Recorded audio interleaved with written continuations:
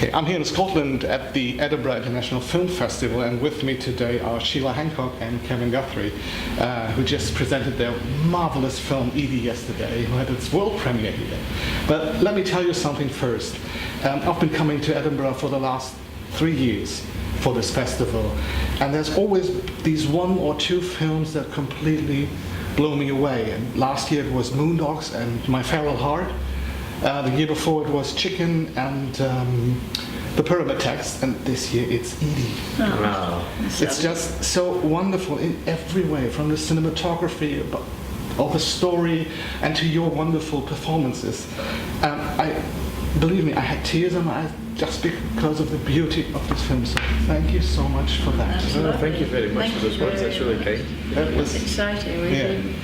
We've been wondering what people are going to think of it. Yeah. You make a film and then there's a long gap while they do all the prepping and editing and all that, and we kind of lose touch with one another. Sure. And then it goes in front of an audience and you think, oh, please like it. Yeah. And that's wonderful to hear that. Yeah. But for our viewers who are not able to see the film, can you just describe in your own words what it's about?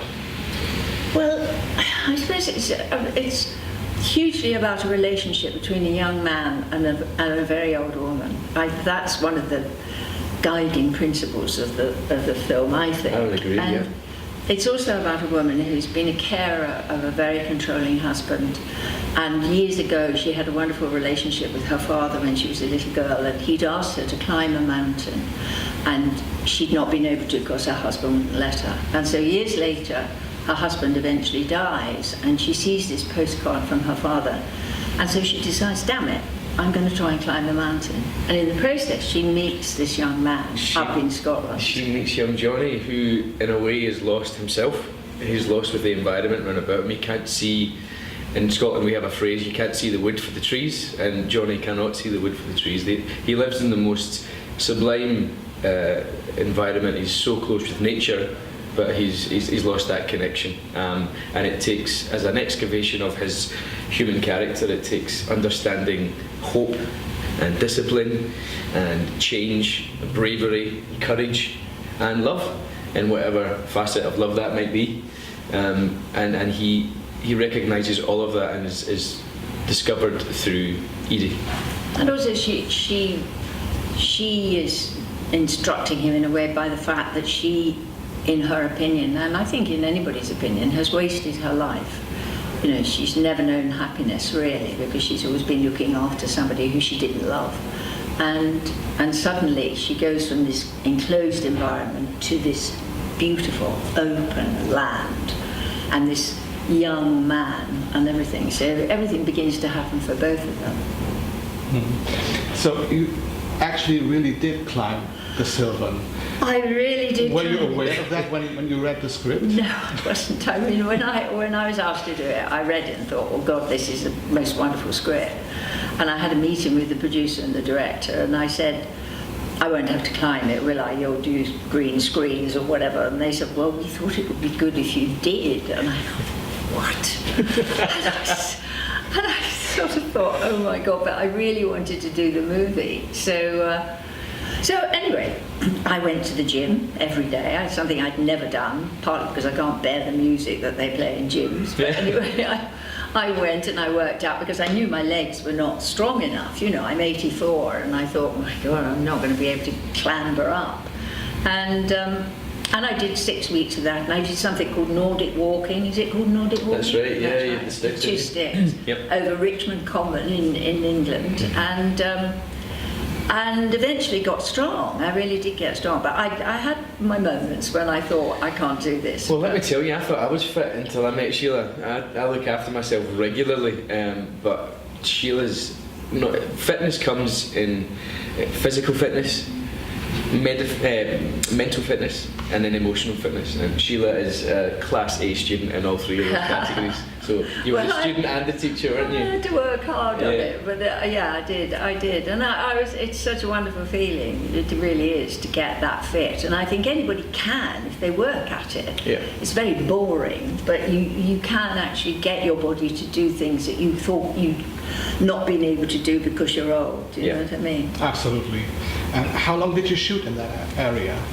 I think it was around about 5 weeks in the end, Something wasn't like it? that, And then there was a week in London towards the end of the shoot as well, where we had to pick up that part of the story. So all in, it was around about 5 weeks. Yeah. It's an incredibly low budget film. Yeah. Incredibly low. I don't know how they've done it. I don't know what the budget was, but it was something ludicrously low. Yeah. And so we all lived in one London lodge together, and we worked 16-hour days very often, didn't we? 5 days a week, and sometimes even 6 days a week. I mean, there was an element of being so remote in the way that the story would align itself with, but we were so remote that there was times where Sheila and I were off and we were asking the DOP, can we just take the camera and go shoot something, because it feels like, you know, there's nothing else to do, with all due respect. So we've kind of seen everything, and we're going to see everything as a result of making the movie.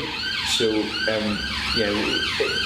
we worked tirelessly on it, and I think that, you know, they got their pound of flesh. We were flesh. very close. It was a small unit, but necessarily because of money and various other things. And they were young, because they had to be young to be able to carry all this equipment up and all that.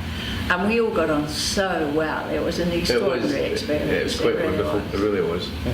I'm actually going on a trip around the North Coast 500 next week. Okay. Right after the festival. Excellent. We'll be passing by the Sylvan. So, is there anything I should look out for? Anything I have to see? Snakes. But it also Snakes and toads. We've seen it every day for 5 weeks, and it didn't ever look the same once. No, it's amazing. It looks short, long, small, fat, round. Yeah. It had all different permutations of And from all the amount. different angles. It's beautiful. It's absolutely beautiful. The surrounding countryside, not just the mountain, but all of it, because there's no roads. You know, you have to walk miles before you actually get to the climbing bit. Actually, that's and go the hardest part of the journey, isn't it? That's the bog and the trek loch. and the bog and all that, and rowing across this loch. So the journey to the foot of the mountain was a journey itself. Oh, absolutely. Yeah. Ages and ages it took, and it was really hard. And never mind how much I practiced in Richmond Park. Yeah. I couldn't have been prepared for this. Yeah. Sort of great clumps of heather or whatever it is, sort of Scotch things. Nightmare.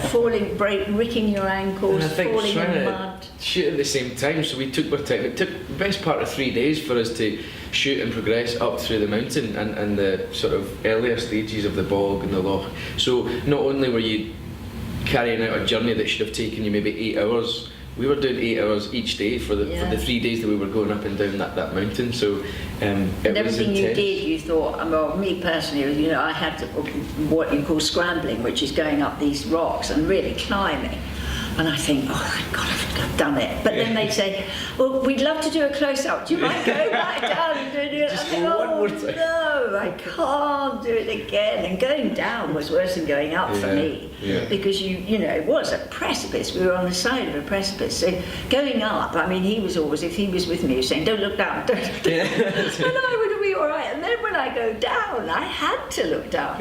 Terrifying. And was there ever a point where you thought about giving up? Yeah, there And was. what did you do to not give up? Cry.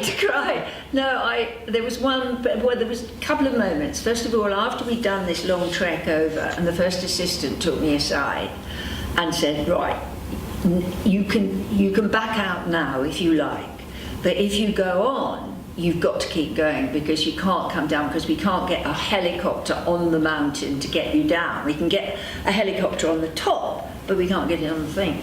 So he said, decide now if you want to back up. And I looked at this kind of rock face and I thought, oh God. And then I saw the crew and Kevin.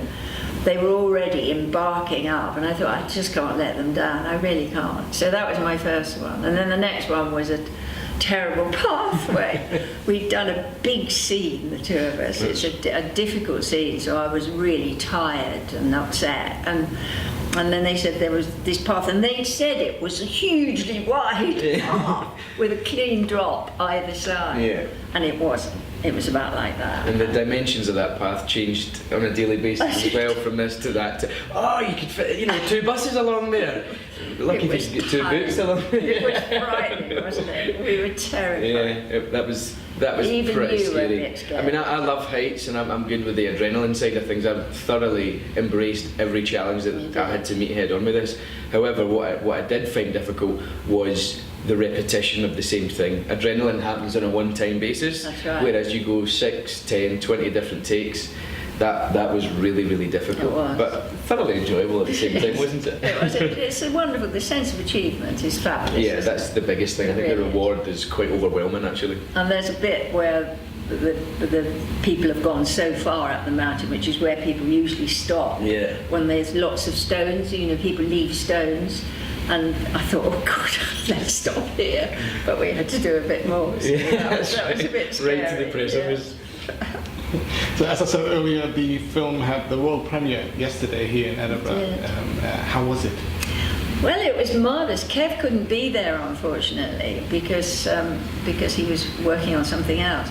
The audience reaction was lovely, I believe. I never watched myself, so I'm ashamed to say I haven't seen it. But I did a Q&A afterwards with the audience, and they had loved it. They had loved it, and that was profoundly rewarding. It really was. It was lovely. And by the time I arrived, the energy was very, very positive. As I say, unfortunately I was late in arrival, but by the time I got here, the reception for the film and for Sheila and our relationship as well in particular was really the one that I wanted to hear. And so I haven't seen it yet. I'm getting to see it tomorrow at our second screening, so I thoroughly look forward to it. But so far, touch wood, the vibes have been very, very positive indeed. Yeah. I read that there will also be a premiere in that area where you filmed it. Probably probably with the Screen Machine. That's right. Yeah. We really want to I do just that. stumbled upon that Screen Machine last year. Okay. Oh really? By accident, and lovely things. Is it? It's incredible. Yeah, I've been to one myself, and it's just the back end of a lorry expands out. Oh really? And it probably, I don't know, it's something about maybe between 100 and 150 seats all I in. think 90 seats. Oh, is it? All right, like as much as that. Yeah. Oh, we really want to do that. You can take it anywhere. So I mean, the locals was lovely. I mean, they were. when we first arrived, they were very suspicious. I mean, the film companies always are suspicious because we look like the rogues and vagabonds, don't we? Yeah, we're terrible. And but gradually they warmed to us, and they were. And I want to be able to go and enjoy a drink. Because, one working you can't, because you have to go home and learn your lines, and you've got to keep fit and all that. So I want to be able to do a bit of climbing and end the day by having a damn good meal and a drink. Yeah, absolutely. So when you two both read the script the first time, what were what attracted you most to your characters? I think it was the relationship for me. Definitely. I thought it was such an interesting relationship. And particularly when there's rifts happening between young and old at the moment in our society here. And it was just lovely to see an honest, loving companionship and a relationship where both people learn something from one another. Yeah, there wasn't a sense of a teacher and a pupil. They were both teachers and pupils in the same space, and I think both at complete opposites in terms of more than just age, as characters, as experience, as levels of comfort and confidence. Johnny and Edie are poles apart, and by the time the end of the film comes along, you realise they're almost one soul, and they need each other to get themselves through that the arduous task. And for me, as ever, the metaphor of the mountain is quite special, because the most important thing isn't the fact that they climb the mountain, it's the fact that they climb the mountain together. And that really struck me. And you don't read many scripts, certainly not nowadays, but I've not read many scripts where that's the nature of the relationship, where there's such an age gap and it's something like climbing a mountain, certainly that to me would be more of a sort of European type film. So to read it in a British context was really exciting. So, and then I heard that the Hurricane Hancock was involved, and I knew for a second that I wanted to be a part of it. Kevin, I first saw you in Sunshine on Leith, which is one of my all-time favorite. I love thank you that very much. Film. But you also have quite a history with this festival. That's right. You've been in the opening film 2 years ago, The Legend of Barney Thompson. Yeah, that's right. Yeah. And the closing film last year, Whiskey Galore. This is true. So now you're back with Edie. So it must be wonderful for a Scottish actor, right? Yeah, it always feels great for it to be a homecoming, and I'm proud of all the work that I've been able to deliver here at the festival, and I'm in particularly very proud of Edie. It's most recent, but I do genuinely feel like I had a special experience on this job because of this woman sitting beside me, and because of everybody involved in the process of making this film. And for it to come to Edinburgh, is always a very, very proud moment, but it also means that there's more of an international audience than a lot of festivals have, which is great as well. And the reception, for it to be as positive as it was last night, is just, you know, it was quite surreal, if I'm being honest. So I look forward to seeing it, and in particular I look forward to seeing it in my, you know, my home country. With his family. Yes, that's right. Lovely. Yeah, that's right. Everybody's coming, so it's always nice. Yeah. Also looking forward to the film. I think I'm going to see it for a second time Oh, great. tomorrow. So we'll see you there on Wednesday, hopefully. Yeah, hopefully, if I can make it, I will be there. Absolutely. So, what are your plans for the future? Is there anything you can already talk about? Oh, well, I'm doing a television series in August and September, or at the end of August and September, and I'm doing a play in London in the spring. So that's my schedule. And doing a bit of writing.